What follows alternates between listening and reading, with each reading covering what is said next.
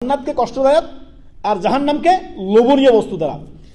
রাসূলুল্লাহ সাল্লাল্লাহু আলাইহি সাল্লাম আনাস বিন মালিক রাদিয়াল্লাহু তাআলা থেকে এই হাদিস, বুখারী মুসলিমের হাদিস, নবী সাল্লাল্লাহু আলাইহি সাল্লাম বলেন, হুফফাতুল জান্নাতু বিল মাকারিহ, জান্নাতকে সমস্ত কষ্টদায়ক বস্তু দ্বারা ঘিরে রাখা হয়েছে। কষ্টদায়ক, ফজরের সালাত উঠতে কষ্ট লাগে না? কষ্টদায়ক বস্তু দিয়ে। হারাম থেকে বেঁচে থাকতে কষ্ট লাগে না? কষ্টদায়ক বস্তু বেঁচে থাকেন।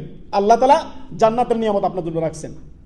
আর জাহান্নামের ক্ষেত্রে বলা হচ্ছে আহুফাতুল নার বিশ-শাহওয়াত, অর্থাৎ জাহান্নামকে শাহওয়াত অর্থাৎ লোভনীয় বস্তু দ্বারা, সমস্ত হারাম নাজায়েজ, এই টেলিভিশন, ফিল্ম, নাটক, ফাটক, বিভিন্ন টিকটক মিকটক, এই সমস্ত অর্ধনগ্ন নারীদের, এদের দেখতে যে মজা লাগতেছে না, এই মজাটা হচ্ছে শয়তানের একটা ফাঁদ। কি?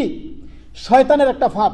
শয়তান আপনাকে ফাঁদ পেতে রাখছে, সমস্ত হারাম নাজায়েজ করো, সমস্ত জেনা ব্যভিচারের দিকে যাও।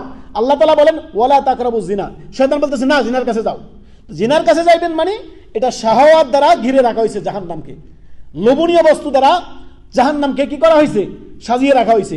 তো চাকচিক্যময়, এর ভিতরে জাহান্নাম, আগুন। অর্থাৎ জান্নাতকে কষ্টদায়ক বস্তু দ্বারা ঢেকে রাখা হয়েছে।